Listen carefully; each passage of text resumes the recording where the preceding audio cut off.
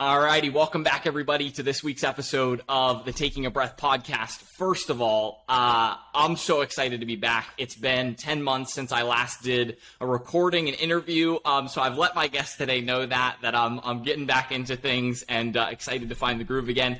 But just as a quick way of intro, Rose Steward is my guest today. She started her career at the age of 16 and found that being a young professional in a corporate world was challenging. But now, in her late 20s, she has grown her career as an events manager and co-founded a highly successful young professionals network group. And her goal is to encourage other, young professionals like we are under 35s to grow their network, use their connections to grow their career, and her events provide a fun, relaxed atmosphere for this, as well as a way to learn from inspirational speakers. And so it's just so aligned with where I'm interested in being and growing, and I know so many of you are as well in your early careers. So Rose, first of all, thank you so much for taking the time to be on the podcast. Would love for you to share just a little bit more about you and build out that story of how you got to where you are today. Yeah, absolutely. Well, thank you very much for having me. As I was just saying to you, it's my first podcast, so it's really exciting. Super exciting. And I think we're at opposite ends of the pond, aren't we? Is it the morning where you are? That's right, exactly. Yeah, it's nearly home time for me, so we're like already dinner is on the mind. So very nice. That's awesome. Yeah. So I started my career, as you say, very, very young. For me, it was just because education wasn't quite right for me. It wasn't because I was particularly bad or particularly good at it. And straight away, I went into recruitment, because that's what you do when you don't know what to do with your life. You do recruitment and help other people find their dream jobs. And it was a really great environment to learn and to grow in. Yeah. And a lot of my role was to go along to networking events, and it would be go to a networking event and I want you to come back with leads, and I want you to come back with candidates, and if you don't come back with X number of sales, consequence will be X, Y, and Z. And it just made networking really frightening, because you'd go in, you'd have to sell, pitch, and people don't really want to be sold to. It's not, it's certainly not the British way over here. And I just found myself sort of getting cold sweats going into that room full of very senior people in a very stuffy environment with the horrible, really dry sandwiches and the slightly lukewarm tea and coffee. So I got good at it because I had to do it. And as I got older, I saw networking changing slightly. It was slightly more relaxed, but there's still...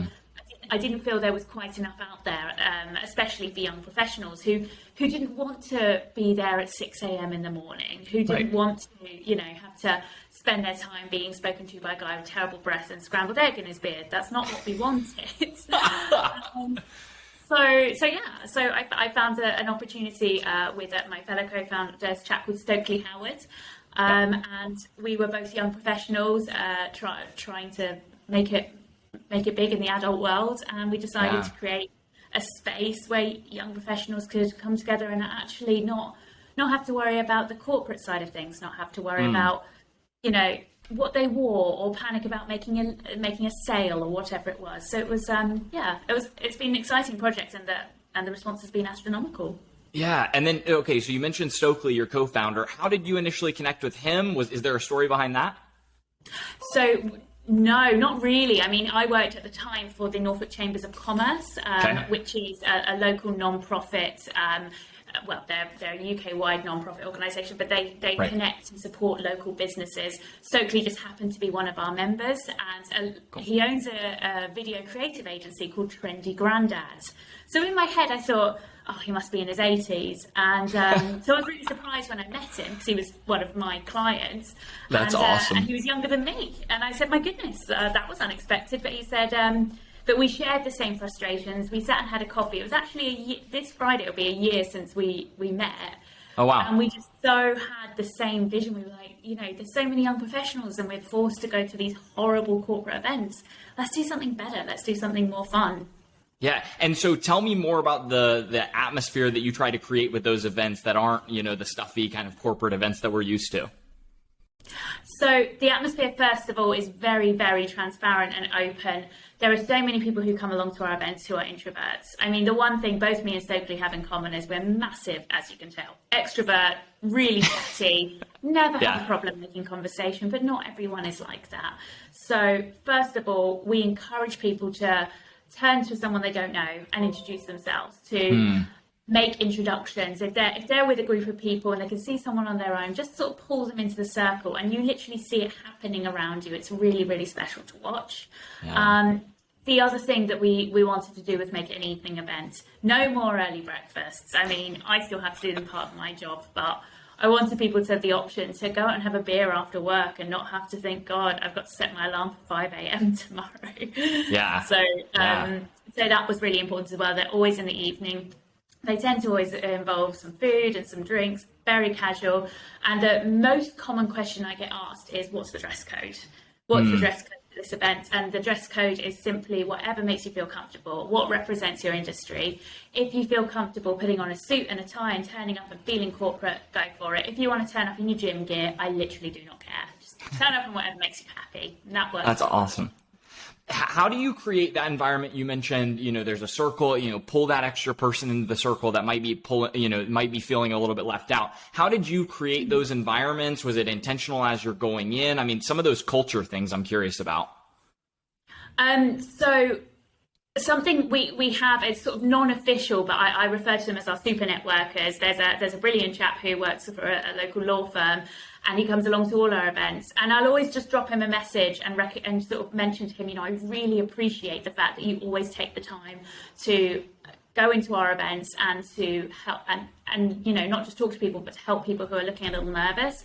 And there's several of those people, and I can often kind of sort of swing by and say to them, can you help so and so because they're looking a little bit lost, or doing it really casually, not pointing someone out and saying, they look like they're struggling, but just kind of trying to get other people to help each other rather than me and Stokely having to keep an eye on 100 people. So we tend to find we have those people who come to our events who we can rely on to help the more kind of nervous people, and equally we try and always, because we always do an introductory speech at the beginning, we'll always try and remind people, you're here to network. Don't just hang around with your friends because you won't meet anyone new, and then what's the point? You might as well have gone to the pub.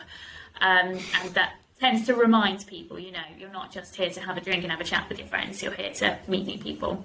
Yeah, it's really just the purpose behind getting into the heart of why they're here.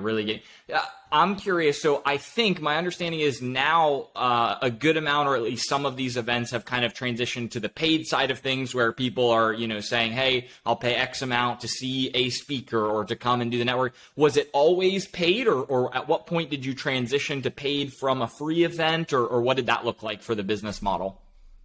So the paid element for us was we wanted to, one of the problems with events, especially post-COVID, because the first event we ran was only a couple of months since, the second lockdown in the UK had lifted.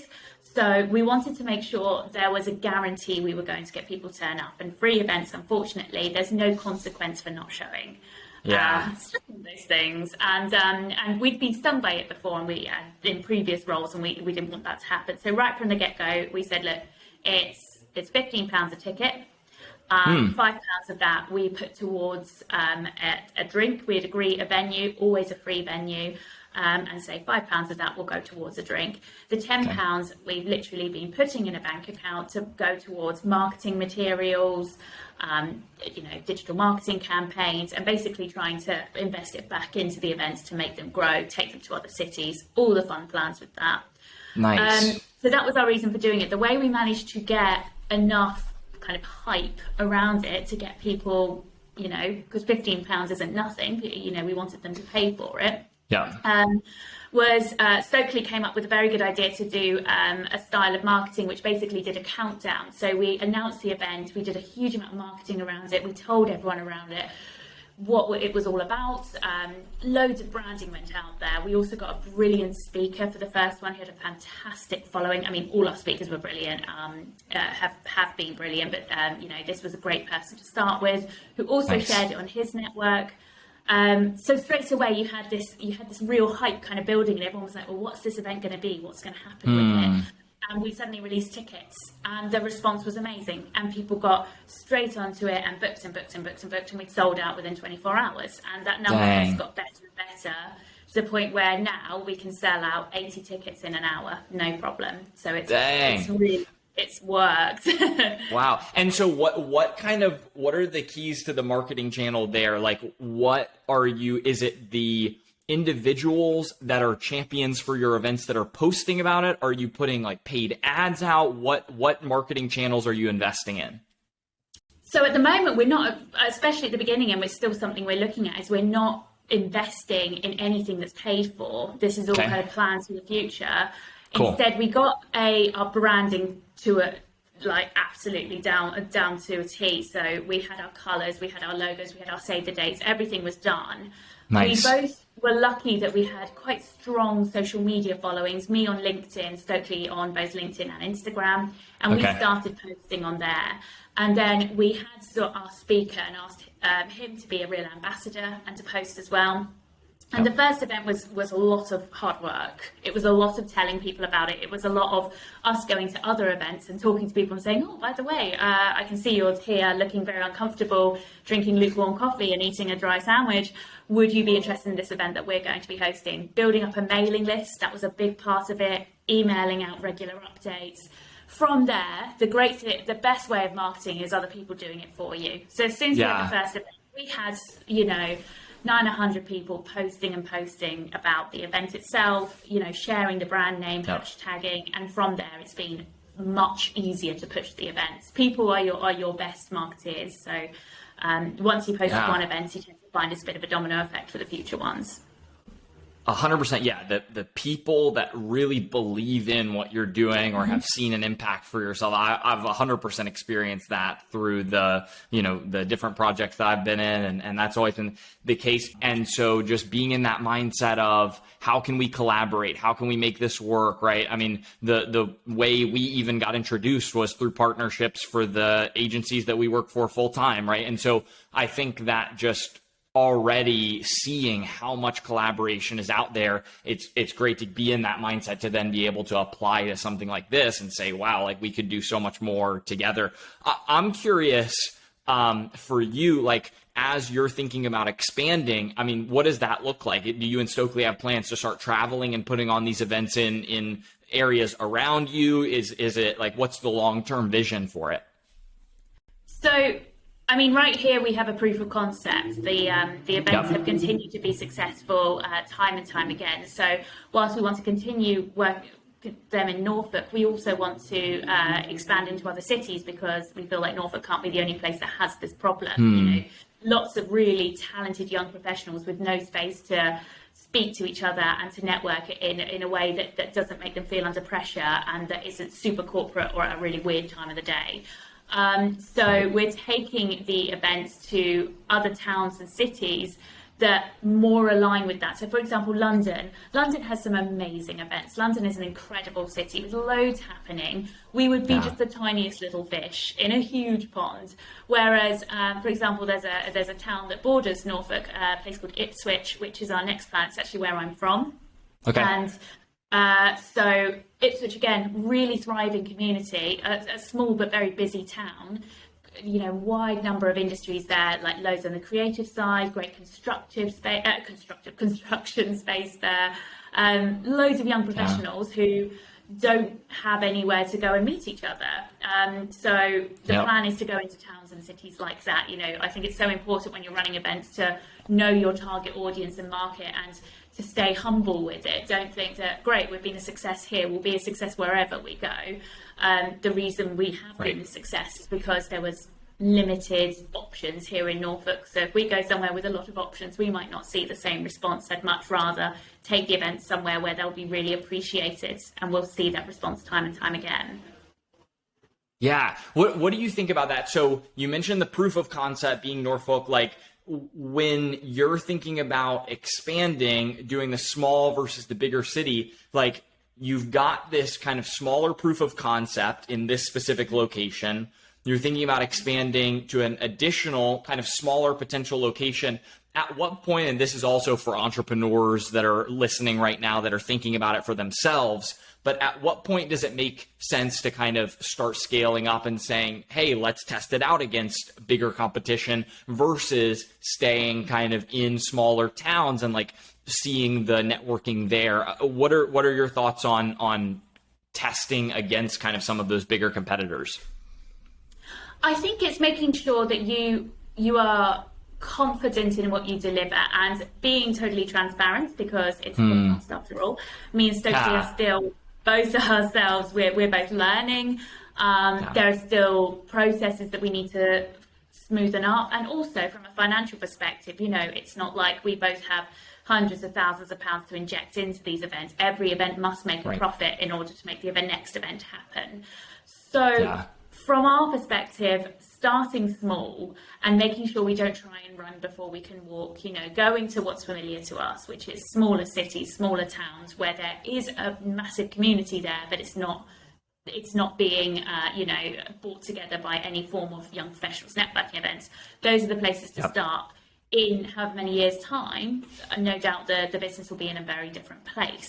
Stokely spent a long time living in Manchester. I spent a long time living in London.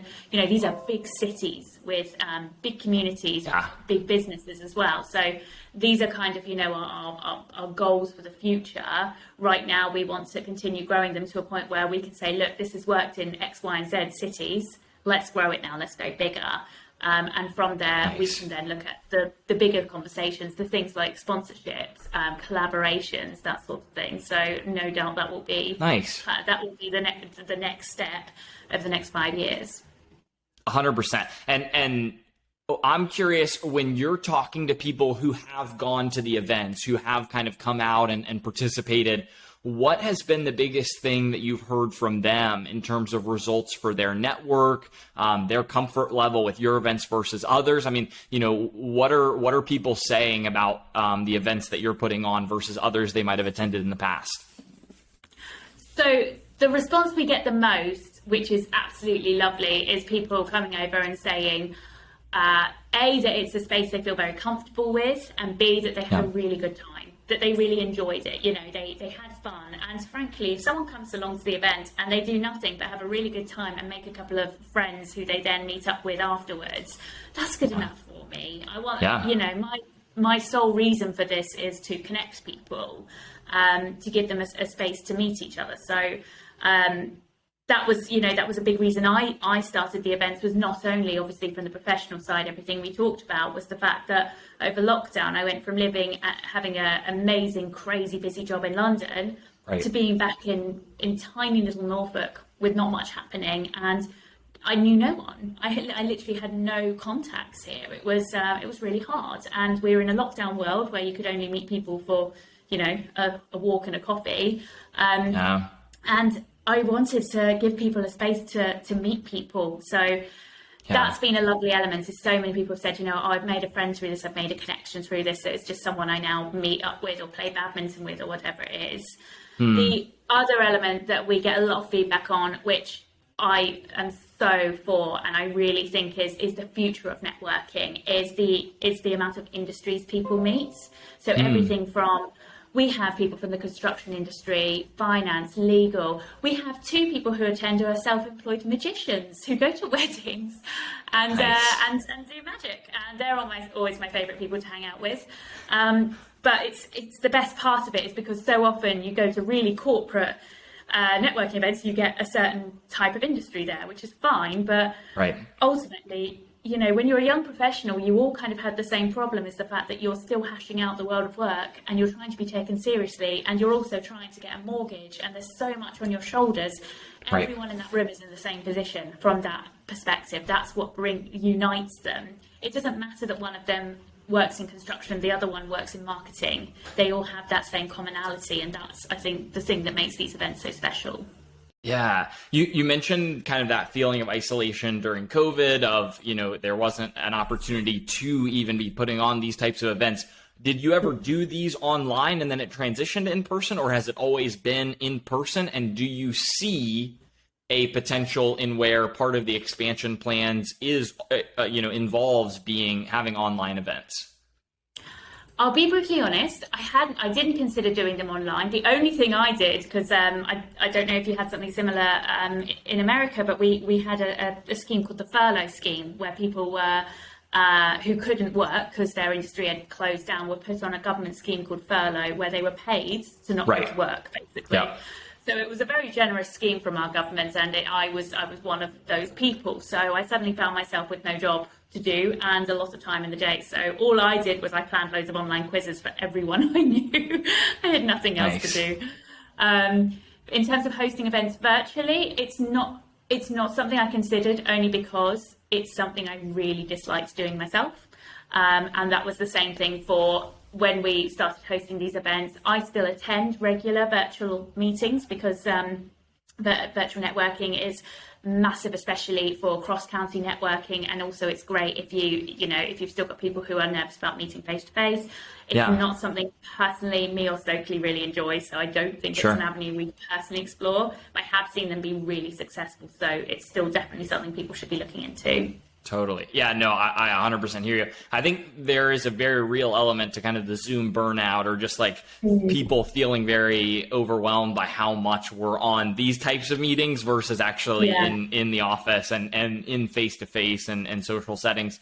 I'm curious, like, even as you're thinking about expanding, what types of ways are you interacting with kind of those target customers, those under 35 professionals that might be interested in, being a part of these in the future? Are you doing much on the customer discovery side, or is it mostly just feedback based on people that have already been attending?